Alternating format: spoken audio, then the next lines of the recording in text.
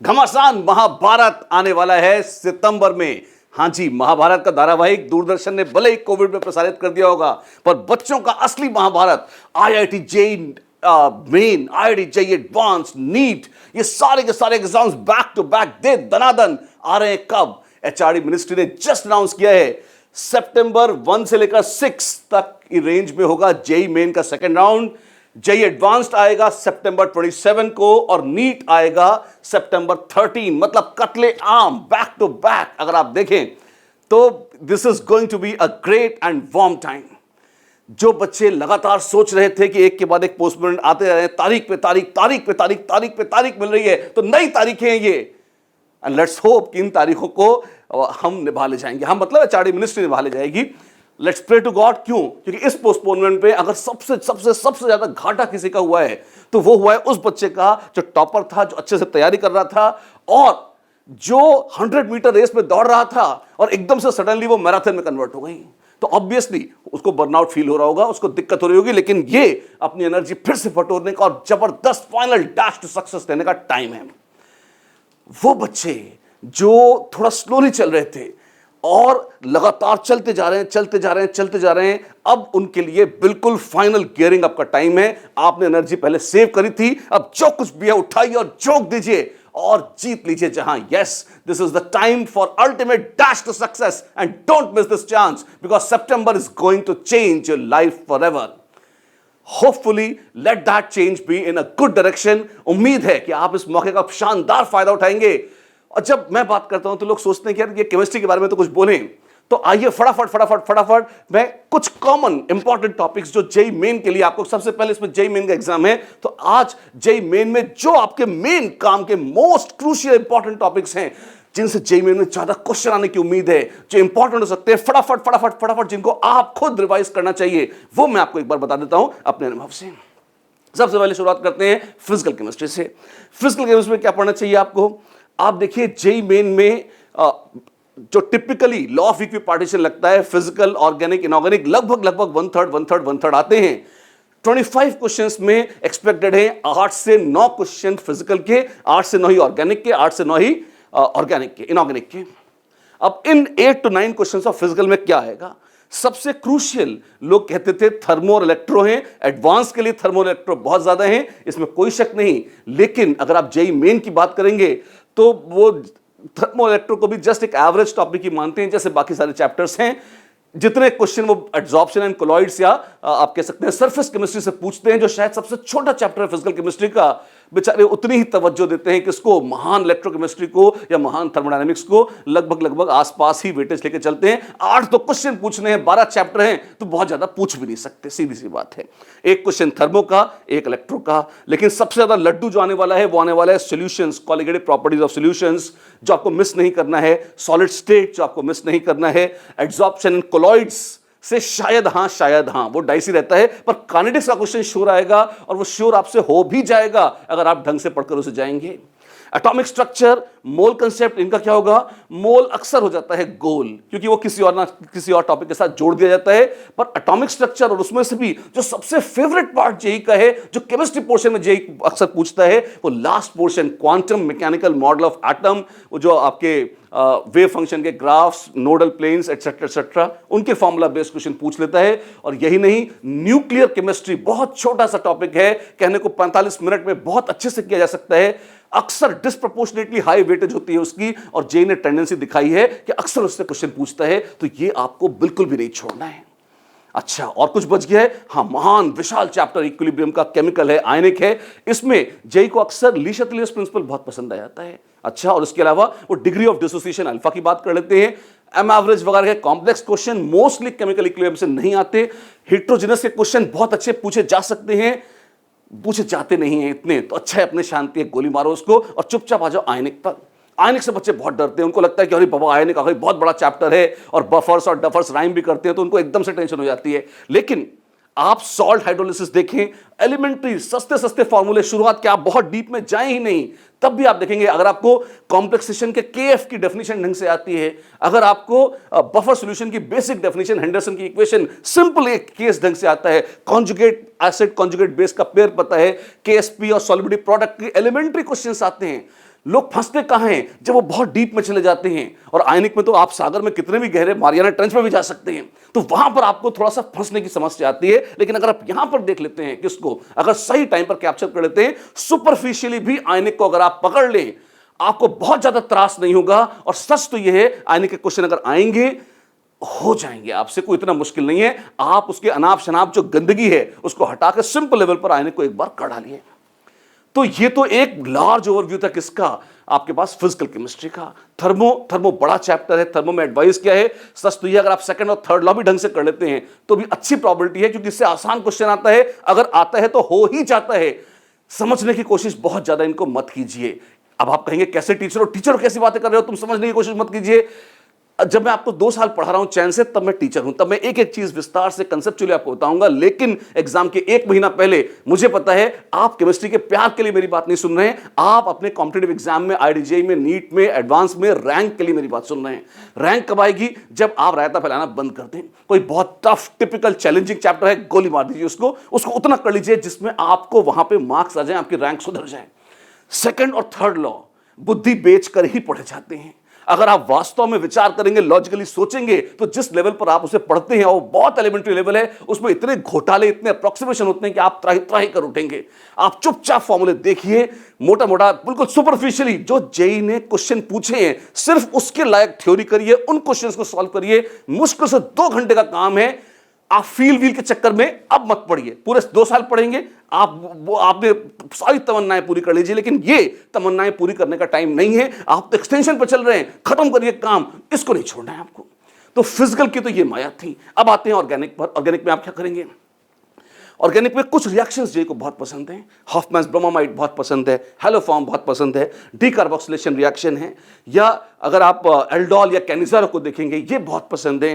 हेलवोल्हार्ड Zelensky बहुत तो नहीं आता पर फिर भी कभी कभार दर्शन देता है, इसको भी आपको देखना चाहिए। एरोमेटिक्स में अगर आप देखेंगे तो diazo coupling, Sandmeyer reaction, phenols के test, in general electrophilic aromatic substitution के रिएक्शंस, फ्रीडल-क्राफ्ट रिएक्शंस, ये बहुत सिग्निफिकेंट हैं और ये आपको ढंग से करने चाहिए। SN1 SN2 रिएक्शंस खूबसूरत हैं, एलिमिनेशन बहुत ही खूबसूरत है, दिमाग लगता है, कलेजा चाहिए। फिर भी बेसिक थ्योरी अगर आपने ढंग से कर रखी है तो एलिमेंट्री क्वेश्चंस कई बार 10 में से 8 क्वेश्चंस अगर SN1 SN2 के आते हैं तो वो बहुत टफ नहीं होते। सब्स्टिट्यूशन वर्सेस एलिमिनेशन की डीप बातें लोग करते हैं, हाई फाई फेंकते हैं, गोली मार दीजिए उनको, किसी काम नहीं आते। वो सिर्फ आपको कंफ्यूज करने के, आपकी बैंड बजाने के काम में आते हैं। और अगर जेई ने वो ऐसा क्वेश्चन पूछ लिया, पहली बात तो बहुत कम आता है, अगर पूछ भी लिया तो अब अंतिम 1 महीने में आप उसको कवर नहीं कर पाएंगे। अगर आता है तो पहले ढंग से 2 साल में कर लिया होगा, अगर नहीं आता तो जयराम जी की आप तो जो कब्जे में ले सकते हैं। इस समय माल समेटने का टाइम है, नया रायता फैलाने का नहीं है। रायता समेटिए, उसको आराम से परोसिए और पी जाइए, खा जाइए और बढ़िया से तगड़े बन जाइए। राइट? इसके अलावा प्रैक्टिकल ऑर्गेनिक केमिस्ट्री बहुत इंपॉर्टेंट है। एक ना एक क्वेश्चन जेई अवश्य पूछता है प्रैक्टिकल ऑर्गेनिक केमिस्ट्री से। ध्यान रखना, मैंने आपको इंपॉर्टेंट रिएक्शंस जो बताए हैं, मैंने सिलेक्टेड 8-10 रिएक्शन ही बताए हैं। हजारों रिएक्शन होते हैं ऑर्गेनिक के, लेकिन अगर इन 8-10 सेलेक्टेड रिएक्शंस को भी आप कर लोगे, ऑर्गेनिक के 8 से 9 क्वेश्चन जो आएंगे उसमें से कम 3-4 क्वेश्चन इसके जरूर आएंगे। क्यों? ये अल्ट्रा फेवरेट है सारे एग्जामिनर्स के, इनके बगैर कोई पेपर नहीं बनता। जेई के पहले रिकॉर्ड कर रहा हूं और मुझे उम्मीद है कि जेई का पेपर जब आप देखेंगे फिर एक बार वीडियो करेंगे इस पर और देखेंगे कि ये प्रेडिक्शन कितना सच हुआ। हो सकता है हम भी नासिर रमस की श्रेणी में आ जाएं। अच्छा, एक तो ये है। फिर इसके अलावा और कुछ भी है, रिएक्शंस तो बहुत सारे हैं। मैंने तो आपको एक बहुत सिलेक्टेड मिनिमम वर्क का सिलेक्शन बताया है। आपको सब कुछ पढ़ना है, आप सब कुछ पढ़ें, पर ऐसा ना हो सब कुछ के चक्कर में ये कुछ कुछ छोड़ दें, क्योंकि यही कुछ कुछ अक्सर काफी कुछ हो जाता है। अच्छी बात है। और कुछ जीओसी बेस्ड क्वेश्चन अक्सर जेई, लेकिन वो एडवांस में आता है। जेई एडवांस में कुछ स्पेशल पूछता है। ये बातें हम मेन और एडवांस के बीच में कर लेंगे, ज्यादा अच्छा है। मेंस की दृष्टि से एक एनवायरमेंटल केमिस्ट्री उनके जिगर का बहुत बड़ा टुकड़ा है, जो सिर्फ और सिर्फ एनसीईआरटी से आप कर लें उतना ही करना होता है, उतनी ही मर्यादा है, पर उसको पूछे बगैर वो जी नहीं सकते, वो जरूर पूछते हैं। ऐसे ही बायोमोलिक्यूल्स और पॉलीमर्स में भी प्योर एनसीईआरटी बेस्ड है, ये हमेशा काम आता है। अब तक तो कम ऑन 2-4 महीने आपको एक्स्ट्रा मिल गए, एनसीईआरटी आपने याद कर ली होगी। नहीं है तो भी कम से कम पॉलीमर मत छोड़िएगा, बहुत सस्ता चैप्टर है, मुश्किल से 10-15 स्ट्रक्चर्स हैं और एक क्वेश्चन अगर आपका आ गया तो वो गलत नहीं होना चाहिए, तो उसको तो छोड़ना ही नहीं है।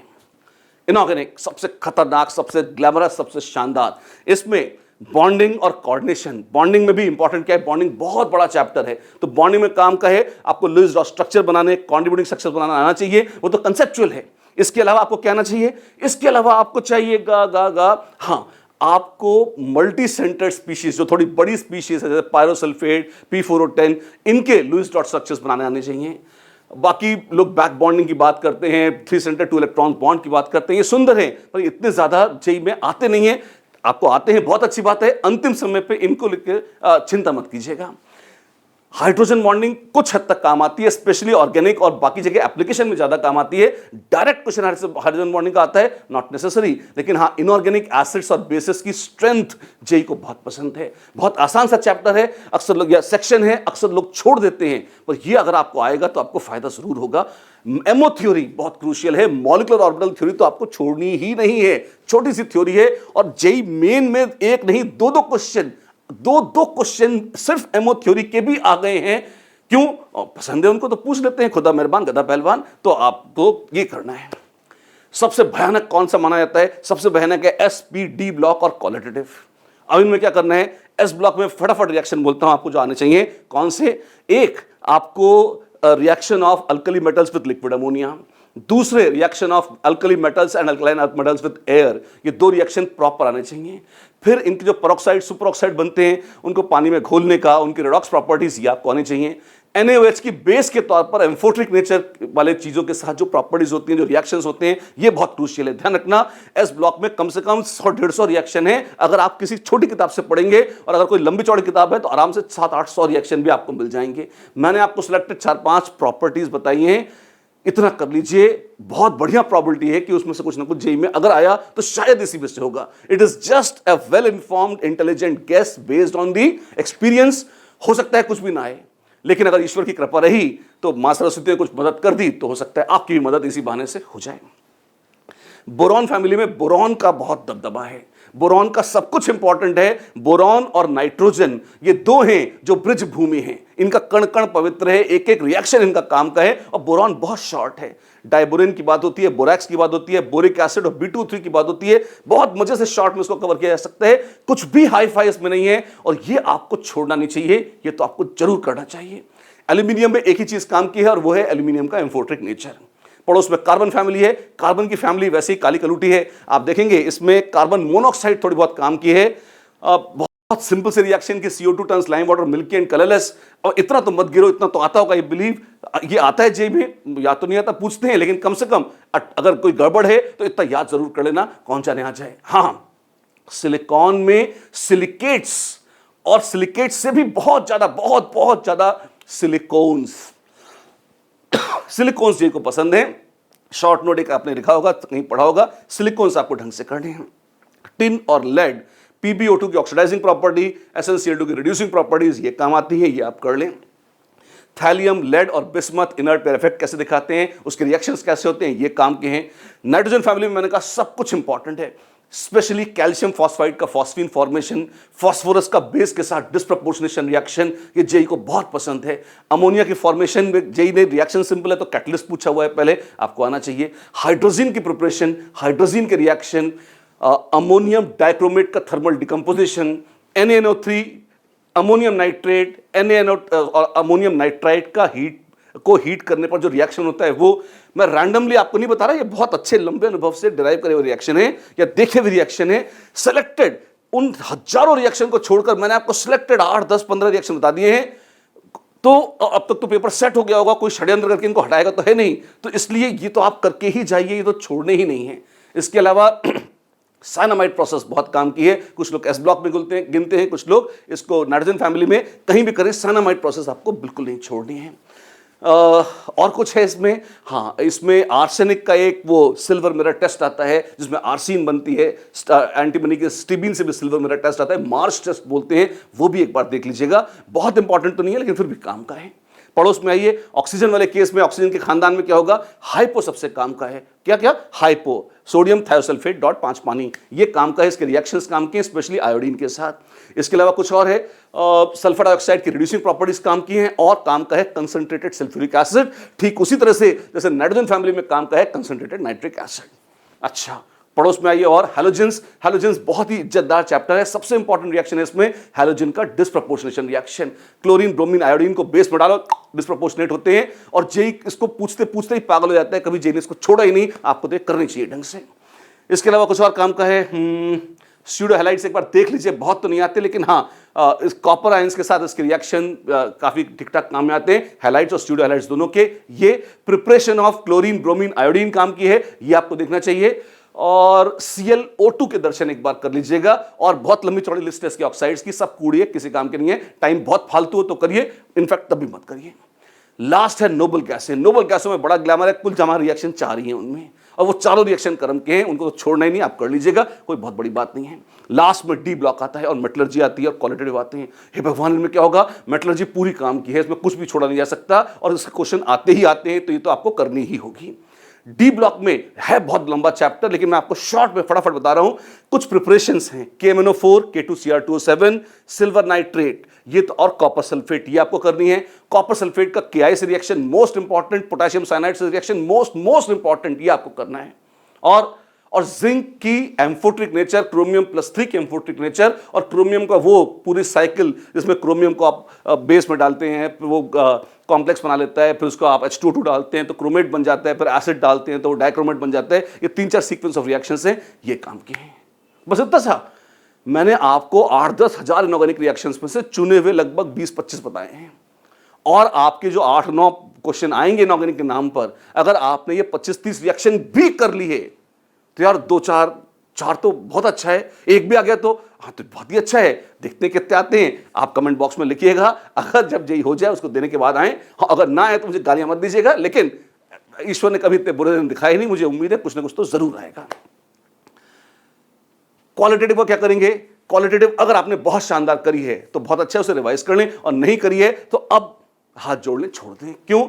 उतना लंबा टिपिकल चैप्टर है, उसको करने में ही 1 महीना लग जाएगा। अगर परफेक्ट है तो सिर्फ रिवाइज कर लें, नहीं है तो छोड़ दें। मैक्सिमम 1 क्वेश्चन आएगा और इस 1 क्वेश्चन को करने के चक्कर में आपके बाकी सारा पोर्शन छूट जाएगा। तो इसलिए इसकी तैयारी तो हो चुकी है तो ठीक, और नहीं हो चुकी है, जय राम जी की। All the best. फटाफट सुपर फास्ट ट्रेन की तरह हमने सब कुछ बोल दिया, पूरा ज्ञान उड़ेल दिया। क्यों? अब जल्दी काम करने का वक्त है, फटाफट काम करने का वक्त है, रोज काम करने का वक्त है। मत चूके चौहान। तो बस आप देखें लगातार सितंबर का खतरनाक महीना, जो कभी खतरनाक नहीं होता था। सितंबर तो बहुत मासूम महीना था। जन्माष्टमी आती है अक्सर इसमें, गणेश चतुर्थी आती है, उत्सव होते हैं। आपके भी जीवन का अल्टीमेट उत्सव होने वाला है। तो आइए पूरे आनंद और उत्साह के साथ, सारे भयों को जीतते हुए, सारे रायतों को समेटते हुए, मन को पूरी उत्साह और उमंग से भरकर, it's a final dash to success. Come on, win, and let us win together. All the best. This is Shishir Mittal from Vyas certification Kota, and हमारे साथ बने रहिए, चैनल को सब्सक्राइब करिए। और यही नहीं, ये तो मेरा पर्सनल चैनल है, व्यास के चैनल पर जाइए, वहां भी सब्सक्राइब करिए, क्योंकि लगातार अपडेट्स आते रहेंगे। और कोई ना कोई अपडेट ऐसा ना हो कि आपकी जिंदगी बदल दे। एक भी क्वेश्चन एक्स्ट्रा आपको मिल गया एग्जाम में, रैंक बहुत इंप्रूव हो जाएगी, कॉलेज शहर सब कुछ चेंज हो जाएगा, जिंदगी की धारा बदल जाएगी। बने रहिए हमारे साथ। God bless you all.